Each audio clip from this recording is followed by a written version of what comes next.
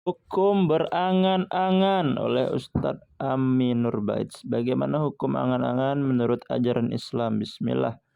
Tidak semua angan-angan dilarang dalam Islam. Bahkan jika itu bentuknya kebaikan, kita dianjurkan untuk berangan-angan untuk mendapatkannya. Dari Aisyah radhiyallahu anha, Nabi bersabda, ketika kalian berangan-angan berbanyaklah, karena sejatinya dia sedang meminta Rabb-Nya Subhanahu wa taala. Hadis Ibnu Hibban. Kita menyebutkan hadis ini. Al-Baghawi menjelaskan ini berlaku bagi orang-orang yang berangan-angan sesuatu yang mubah terkait perkara dunia atau akhirat, agar dia jadikan tempat bergantungnya kembali kepada Allah. Doanya kepada Allah meskipun angan-angannya sangat besar. Allah berfirman-Nya, artinya mintalah kepada Allah karunia-Nya. Syarah As-Sunnah.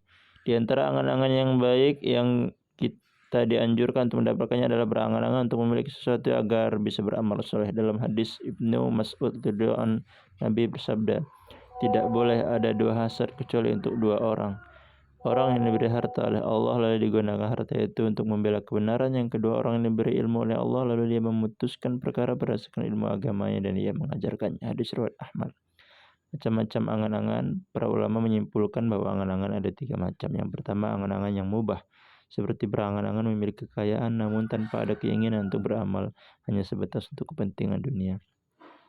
Angan-angan yang dianjurkan seperti angan-angan hafal Quran, atau memiliki ilmu agama agar bisa berdakwah, atau memiliki kekayaan agar bisa memberi manfaat bagi kaum muslimin. Dari Anas bin Malik radhiyallahu anhu bahwa beliau bersabda, tidak seorang pun yang masuk surga namun dia suka untuk kembali ke dunia, padahal dia hanya mempunyai sedikit harta di bumi, kecuali orang yang mati syahid. Dia berangan-angan untuk kembali ke dunia meskipun kemudian berperang terbunuh hingga 10 kali karena dia memiliki keistimewaannya karamah mati syahid di riwayat Bukhari.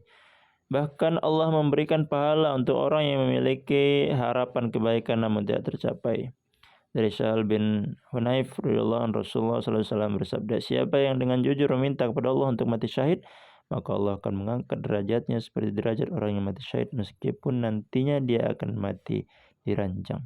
An-Nawawi mengatakan dalam hadis ini terdapat anjuran untuk berdoa meminta mati syahid dan anjuran memiliki niat yang baik. Yang ketiga, angan-angan yang dilarang, seperti angan-angan yang mustahil. Di antaranya yang Allah disinggung dalam Quran adalah angan-angan wanita untuk menjadi laki-laki agar bisa mendapat jatah warisan lebih banyak atau mendapat kelebihan yang banyak. Allah berfirman, janganlah kamu iri hati terhadap apa yang dikaruniakan Allah kepada sebagian kamu lebih banyak dari sebagian yang lain. Karena bagi orang laki-laki ada bagian dari apa yang mereka usahakan, dan pada wanita pun ada bagian yang mereka usahakan. Demikian, Allahu a'lam bishawab. Konsultasi syariah.